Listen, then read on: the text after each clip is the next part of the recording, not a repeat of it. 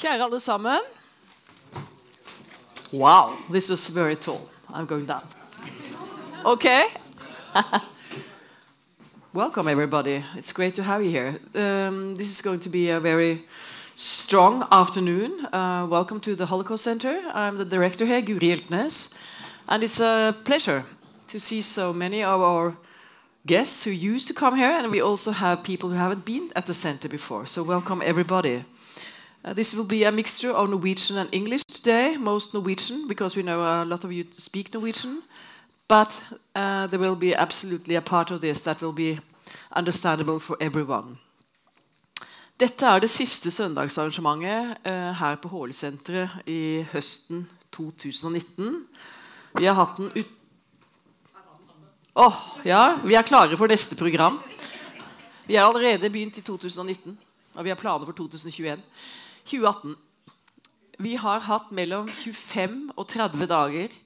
Vi har telt over nå i programmet i formiddag, og det en blanding av søndagsforedrag, seminarer, konferanser, konserter, teaterforestilling for allmennheten, men også helt spesialtilpassede programmer for faglige miljøer.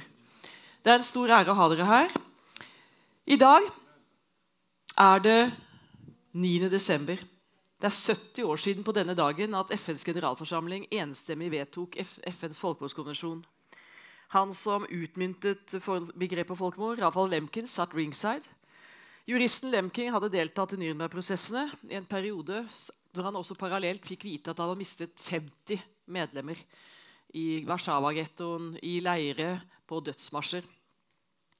I morgen det 70 år siden FNs menneskerettighetserklæring av 10. desember ble vedtatt. Helt tett.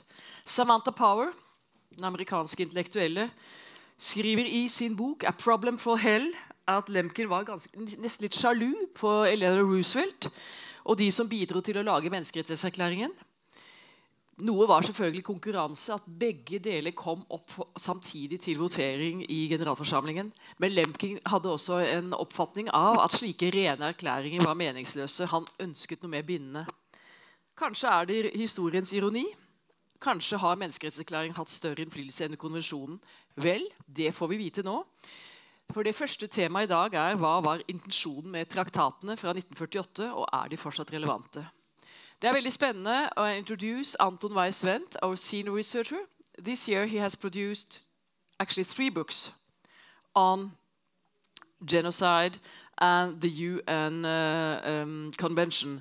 Anton has been for the center. He was the first researcher being employed here. He came 14 years ago, and he's an internationally recognized scholar on genocide, so it's an honor to introduce you, Anton. And after that, you will meet Ingvild Plesner, researcher and project here, and she will introduce a new platform. She will talk about the Yazidis and the genocide. And I think there will be a very strong part when we also have a talk between Anja Breien and Zahavi Sanjavi, both producing films. So please welcome Anton Weiss-Wendt. And I, as Guri said, really did a lot of research on the Genocide Convention. I'm a historian, so my perspective is more kind of historical perspective. Of course, here are some books. I can even just pass them along if you're interested. Please, heavy scholarship, as you see. So anyway, shortly after the UN General Assembly had adopted the Genocide Convention on the 9th of December 1948, the New York Home News magazine, doesn't exist anymore, summarized the process leading up to it as follows. The United States was indifferent, the Soviets said no, and the British never. I've done extensive research in American, British, and Russian archives, and I can confirm to the accuracy of this perception. None of the great powers actually sought or wanted a genocide treaty. I argued already earlier that Genocide Convention, if you will, became a casualty of the Cold War. The great powers thought of their prospective Genocide Convention not as a way forward on international criminal law, but as a liability of sorts. The issue at stake was to prevent the adversary from applying the Genocide Convention to own wrongdoings. Consequently, the Genocide Convention has stronger political underpinning than many other comparable documents of international law. To give it just a broader perspective, United States signed the Genocide Convention already in 1948, but did not ratify it until 1988. And I'll be happy to tell you why if you're wondering. Our United Kingdom never signed the convention, but adhered eventually in 1970.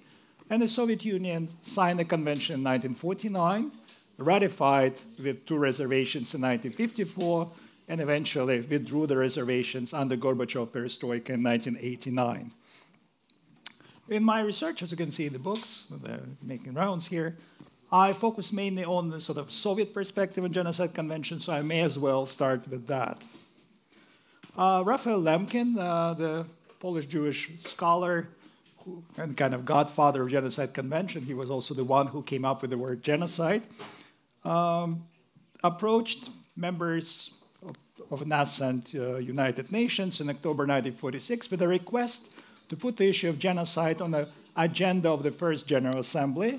None of the countries were interested, but still the proposal was anonymously voted in, and also by the Soviet Union. At this point, the Soviet policy was to yield on minor issues, such as Genocide Convention, in order to avoid making an impression that the Soviets were opposed to all things United Nations. The Soviet Foreign Minister, Vyacheslav Molotov, inquired if there was anything in the Soviet law relevant to persecution of genocide. And the answer he got from his employees, the foreign minister, was rather unexpected. Article 58 of the Russian Penal Code, ironically, for those who are not familiar with this particular article, Article 58, so-called counter-revolutionary crimes, was a staple of political repression in the Soviet Union in the 1930s and 1940s. The process of negotiations around the Genocide Convention evolved in parallel to the Cold War, of which one of the most crucial sort of events in 1947 was the launching of the Marshall Plan and the eventual rejection by Stalin. So that was in the summer of 1947. Around the same time, an American diplomat commented that the Soviets are digging their heels on the draft Genocide Convention. They want to stall the entire process by engaging in the article-by-article consideration. The first draft convention, so-called Secretariat draft, UN Secretariat draft, appeared in June 1947. And this draft faithfully carried sort of Lemkin original thinking on genocide, for the reason that Lemkin was one of the 3 scholars who actually drafted this document. And so the Secretariat draft offered the widest possible formula, which would serve as a basis for further discussion. The expectation was that it would be sort of narrowed down. It was very broad indeed. Take, for example, one of the central elements of a draft convention, Article 1, which described physical destruction. Among other criminal acts, it spoke of confiscation of property, and I quote, excessive work or physical exertion likely to result in debilitation or death of the individual. Well, that's exactly what's happening to the millions of victims who wound up in Stalin Gulag camps at the time. As you can imagine, the Soviets were not at all pleased with this draft. They were pleased neither with the contents, nor with the fact that it could exercise the direct control over negotiations, unlike, for example, in the Security Council, where the Soviet Union had the veto power. To remind, the drafting of a Genocide Convention took place in a pluralistic setting, with which format the Soviet Union was simply not familiar with. In November 1947, the Soviet Union filed several resolutions. First, they proposed to delay the discussion of the draft convention until some point in the future. Second, they insisted that codifying the so-called Nuremberg principles, the Nuremberg trial of the major Nazi war criminals that just wound up in October 1946, was a better way forward. And finally, they argued that actually there was no need for the convention altogether. A few days later, a political bomb, if you will, went off. Ukrainian and Baltic emigre organizations in the United States appealed to United Nations to investigate what they called Soviet genocide. Most ominous for the Soviets was the inference that by hunting down and killing members of the armed anti-Soviet insurgency, which was indeed ongoing in the Western Soviet borderlands, the USSR was committing genocide. Well, how would you react if you were part of a Soviet leadership? Sure, you would like to ensure that the Genocide Convention could not potentially be used against the Soviet Union, and ideally put the Americans and the British on the defensive by means of the convention. To Moscow's chagrin, the UN decided to go ahead with the Genocide Convention. As of early 1948, we're sort of seeing the emergence of a Soviet discourse on genocide, which can be summarized just in a few sentences. First, the only true genocide was perpetrated by Nazi Germany. Second, the elements of the crime are currently present in several countries, Western countries, which fail to ban fascist organizations. And finally, fascism is the key word that links Nazi crimes to modern forms of genocide. On top of that, the Soviets advanced, if you will, an argument ad hominem. How the argument was, unlike you in the West, we know all about genocide because we experienced firsthand at the hands of the Nazis. So the Soviets were effectively taking this higher moral ground. In late March and early April, the Soviets worked out an alternative text of the draft Genocide Convention, which was personally edited by Foreign Minister Molotov in blue pencil, and subsequently by Stalin in red pencil. This is kind of hierarchical system, really. And those few documents go to the core of the Soviet conception of genocide. The original guidelines to the Soviet representative of the UN Ad Hoc Committee on Genocide spoke of an organic link between genocide and fascism and related ideologies, added Molotov, and rejected the principle of universal jurisdiction, which was so important to Lemkin. That is to say, no to the idea of international criminal court. All the cases should be tried in domestic courts, according to the Soviets. Molotov was explicit. There is no way the Soviet Union would agree on confiscation of property and effectively force labor to become elements of the crime of genocide. Generally, had the Soviet proposal been rejected, the delegation should vote against the Genocide Convention as a whole. Now comes Stalin, who got to read the document previously edited by Molotov. So what does Stalin want or doesn't want to see in the Genocide Convention? He augments the link between fascism, Nazism, and related ideologies with analogous racist theories that preach racial and ethnic hatred. He crossed out all reference to international law. The Soviets are averse to all things international, preferring them to bilateral relations. Like Molotov, Stalin was also fond of the concept of cultural genocide. And most crucially, he crossed out the word political as a motivation to commit genocide. That is to say, no protection is extended to political groups. So the Soviets stuck to the basic provision on the Genocide Convention throughout the course of negotiations. Simultaneously, the Soviet tactics had changed from defensive to offensive. They now explicitly refer to lynching in the United States and British colonial policies as examples of genocide, while arguing that the inclusion of political groups was, I quote, not in conformity with the scientific definition of genocide, even though the word genocide didn't even exist until 1944. Later in the drafting process, the Soviet delegation was instructed against making a fuss about political groups, and thus the International Criminal Court remained the only issue that the delegation was supposed to vote down. At the end of the day, even the Soviet amendments had been rejected. Molotov told the Soviet delegation in Paris to support the Genocide Convention as a whole. Okay, let's now consider the American perspective. The signs of war started appearing within the US State Department as early as summer 1947. The Americans, too, believed that this original Secretariat draft was unnecessarily broad. Say, it could encompass the work of House Committee on Un-American Activities or the work of American missionaries abroad. They were also opposed to the draft provision concerning forced transfer of minorities. You see, US signed up to the 1945 Yalta and Potsdam agreements, that led up to the expulsion of up to 13 million ethnic Germans from Eastern Europe. I think in the course of some 6 years, about 3 million of them died. Speaking confidentially, in September 1947, a State Department official, Charles Fye, prophetically stated, I quote, he didn't anticipate the convention actually being invoked for 50 years, or maybe 20.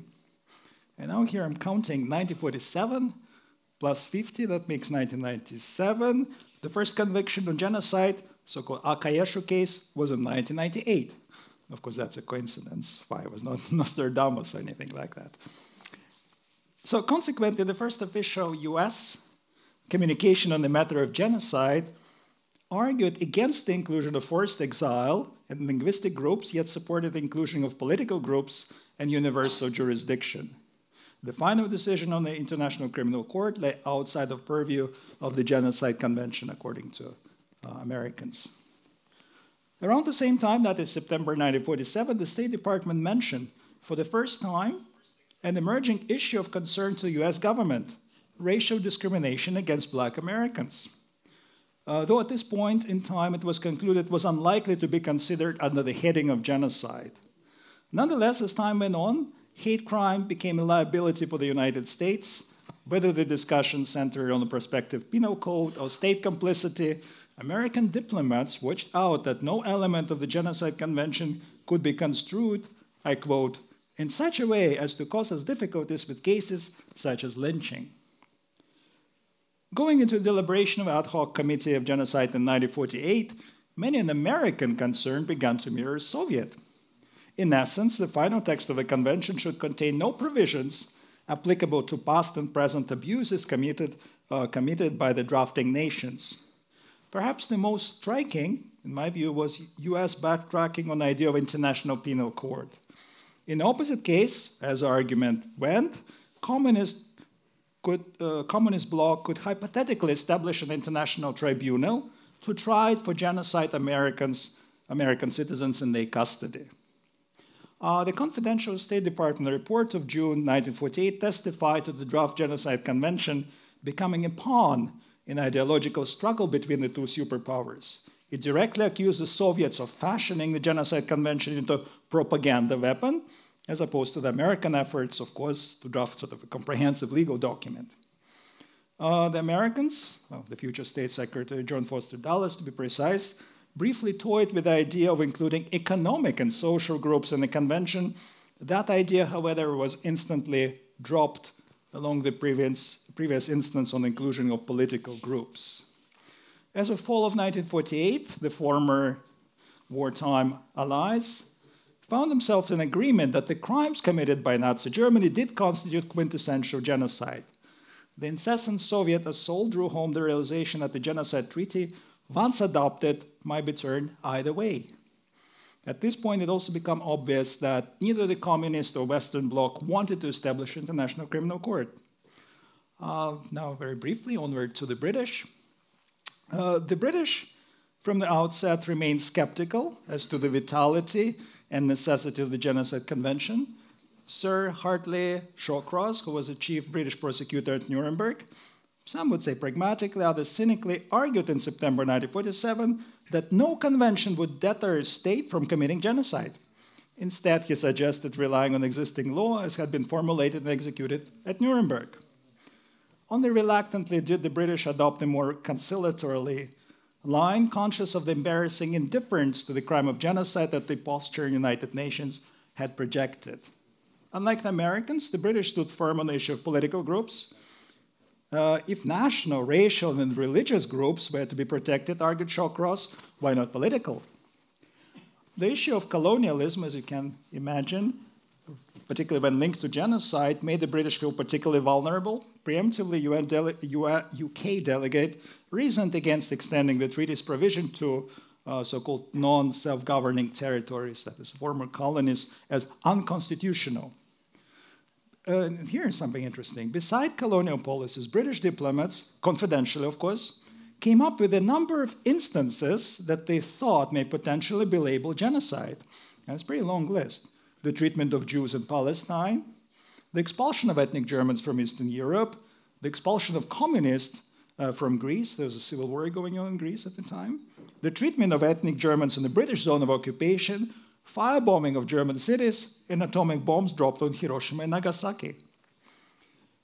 When debating the Soviet amendment on public propaganda of genocide, the British diplomat declared that he would not have had any problem with it had the world situation been different. He feared that the Soviet Union would use this provision to, I quote, aims other than the campaign against genocide.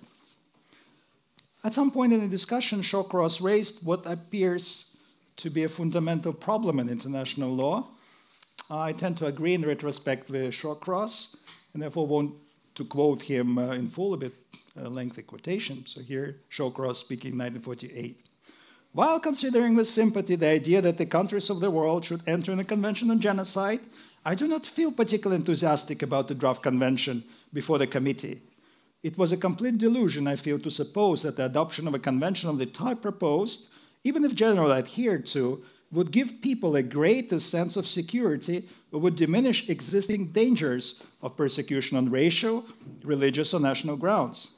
Recalling the Nuremberg trials, nobody believed that the existence of a convention such as was proposed would have deterred the Nazis or fascists from committing the atrocious crimes of which they had been guilty. Those crimes were largely the crimes of totalitarian states, which would not change their methods because of the existence of a convention to which a number of nations had adhered. Despite deep misgivings about the Genocide Convention, Shawcross had managed at 11 hours to convince the Home Office in London that the United Kingdom should vote yes in the General Assembly. Even then, it was more of a face-saving measure, if you will, not to end up in a company with the Soviets who were expected to vote against the convention. And so on December 9, 1948, the Genocide Convention was passed unanimously. Chairman of the drafting committee, the American John Mactus, congratulated its members on the passing of a genocide treaty without mentioning that, I quote, they had put across our position in relation to genocide so successfully. The New York Herald Tribune hailed the signing of a genocide convention, describing it as an idealistic document. Well, I guess not so much to say a way of conclusion. I hope I made my point clear.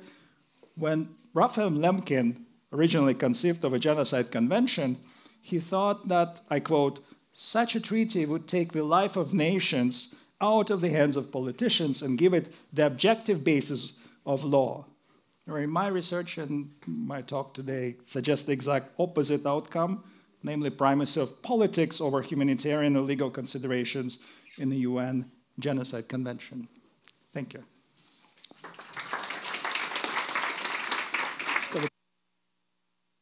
And of course, this is kind of a very broad perspective. I'm pretty sure you have some comments or other questions, sir, please.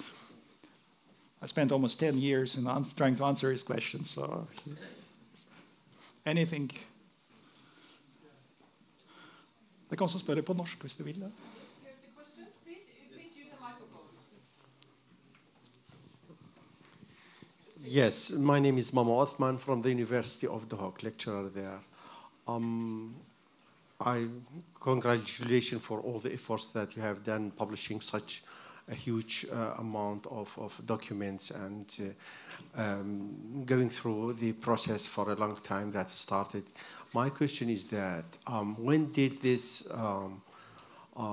law came into implementation? Was it in the 1940s, Rwanda's war between Hutus and Tutsi, or it started before that?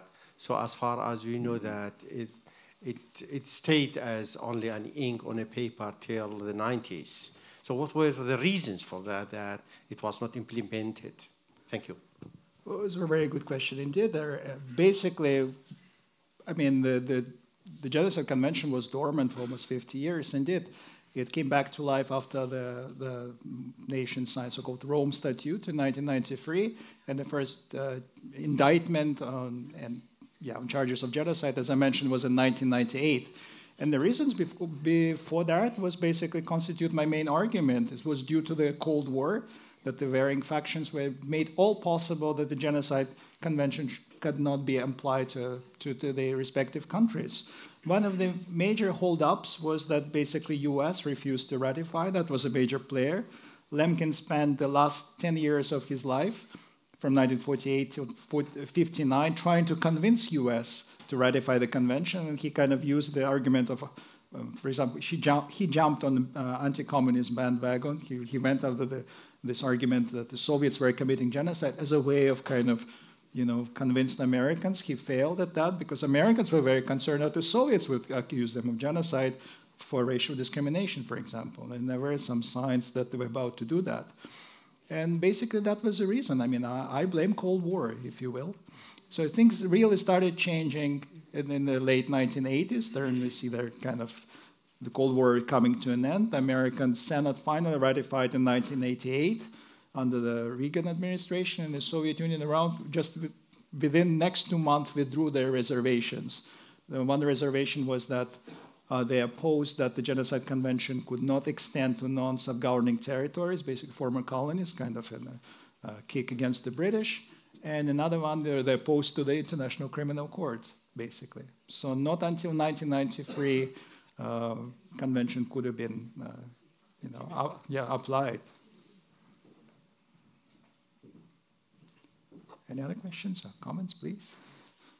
Do we have time?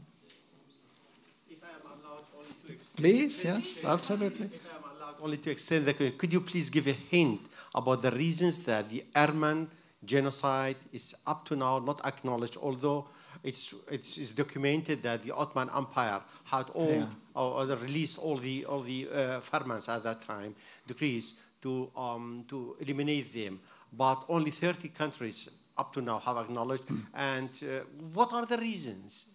Although everything is documented. Thank you. Well, it's actually two questions in here, because first, the Genocide Convention cannot be applied retroactively. It was adopted in 1948, and then it should have been signed by at least 20 nations before it came to power. That happened in 1951. So anything that happened before 1951, including mass murder of the Jews, mass murder of Armenians, Assyrians, any other case, persecution of minorities in the Soviet Union, could not be sort of formally prosecuted. So that was basically everything that happened afterwards. And another issue, why one or another particular country kind of officially recognized Armenian genocide or any other case of genocide. There is various factors, politics, high politics, obviously. I mean, every time, as you know, with regard to Armenian genocide, any country take up these issues, the Turkish government immediately interfered. They said there will be some consequences for you politically or economically. I mean, as you know, we had this in this institution on many occasions. Whenever we had an event dedicated to the Armenian genocide, there inevitably would be a representative of the Turkish government, cultural attaché, or someone in other capacity who would raise his, not usually her, hand and kind of present the official point of view of Turkish government. Having said that, I personally, I don't really believe that's a good way kind of forward. Should we recognize officially all kind of case of genocide? It's kind of still very subjective because it's a legal term, right? What does it do, for example? So, okay, we recognize officially. What does it mean exactly? So it's a bit of a kind of it's a tricky question. I don't think there is a kind of yes and no answer to that, frankly. But that's my kind of subjective opinion. Anybody else? Yes, please, a hand here. You need a microphone coming up. Please, please introduce yourself. Hi, good morning. I'm Zuhair. I'm a Yazidi activist. Thank you for the comprehensive, short briefing on how the Genocide Convention was developed and so far somehow ongoing. Not only the Genocide Convention, even other conventions that has been developed through discussions amongst the member states of UN. It gives you a sense that everything should be somehow tailored to go in parallel to the benefits of the great power countries, or at least to not go against their benefits. For example, I remember from a couple of days ago in Geneva, the High Commissioner very honestly, the High Commissioner of UNHCR, very honestly said that we some kind of continuously try to make a balance between the people who own us, meaning the member states, and the people we serve. I think it's a tricky way of how UN or other international organizations work. The member states, for example, they support UN, and UN is supposed to serve people. So it doesn't make sense somehow to be very neutral when you work to serve some people if it contradicts with the benefits of the member state that are supporting you to serve people. So what does this formula has to do with genocide as being a part of the conventions went through the UN? Yeah. Very, very good question indeed. Well, any document of international law can say it's a political compromise in a sense, and not only great powers, because as I said, it's kind of multilateral setting, so every delegation has equal vote. I mean, I see it very clear with regard to Genocide Convention. I mean, here I focused on the free countries, the former allies who really had a lot to say about it, and they pushed very hard. But there were other countries who were interested in particular, aspects of Genocide Convention, which was or was not to their liking, and I'll give you a couple of examples. All Scandinavian countries were against the notion of cultural genocide. Why do you think that is? I mean, Norway didn't say specifically. I look at the documents, National Archives, Sweden say, well, look, we have a Sami minority, which we kind of discriminate against. There is no way we can sign up on cultural genocide as an element of the crime. Then we will be liable. South American countries, and mind you, we're talking about 1947, 48. I think there were about 55-something member states, very limited number. And for example, South American countries constituted kind of a solid bloc. They had a lot to say. Lemkin and other countries kind of courted their votes. And then they were very opposed to inclusion of political groups. Why? One of them, I think, from Brazil said, well, look, we always have revolution in our country. And if the political groups will be in, then again, it will be, we will be liable. So they very clearly, when they say that, almost cynically they say. But another thing that I try to make kind of a point in my dissertation, research in this talk, almost a dissertation, yeah. Second, whatever, yeah. So, that it's really, the whole negotiation happened when the Cold War kicked in, really, 47, 48. So when you kind of compare what's happening on the ground and how discussion hardened, for example, the Soviet blockade of Berlin, and how that affected negotiation, you really see the parallel, how the arguments hardened. First, there is a kind of goodwill, for example, on the part of Americans, of the free great powers. They're probably best disposed towards the convention. They really think that's the way forward in international law. But then they see kind of obstruction on the part of the Soviets. The arguments also hardened. So in that way, it was kind of very different from other documents in international law. But actually, we also have kind of similar, very heated debates with regard to the Universal Declaration of Human Rights as well, which is going on parallel. But the difference here, of course, that this is convention versus declaration, right? So I think that would be my answer, in short. I don't know if it's answering your question to an extent. Yeah. Hello, thank you for your presentation. My name is Barbara. I work with Norwegian People's Aid in Iraq, and I want to build on Zuhair's question the way I understood it. Considering the two purposes of the convention, right? One is the political interest of the great power, and the other one is serving the people on the ground.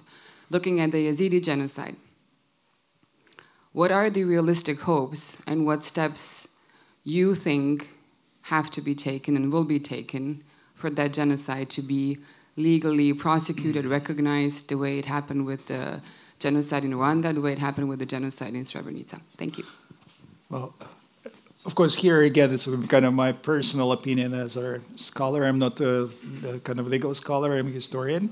I would say that within the past 10 years, among the cases that have been sort of declared to be genocide, for example, Darfur, most recently Myanmar.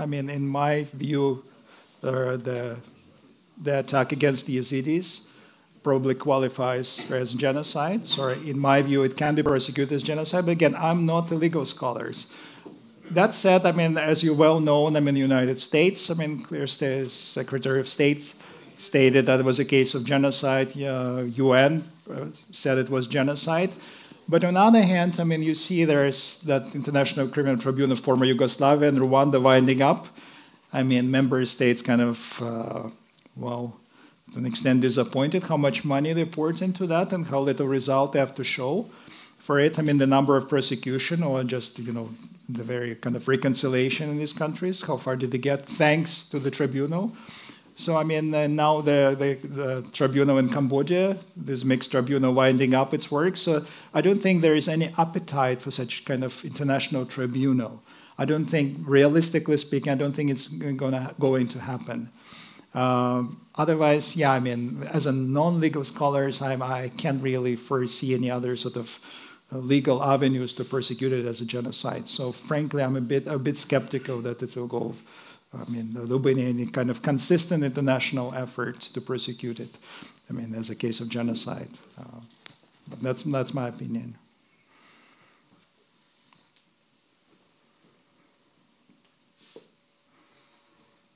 Well, anybody else? If not, Anton, thank you so much. It's always a pleasure to listen to you, and it's not difficult to ask you to improvise from Norwegian to English because, you know, he had his education from the US. But anyway, thank you so much. Let us give us a big hand to Anton Weiss-Wendt.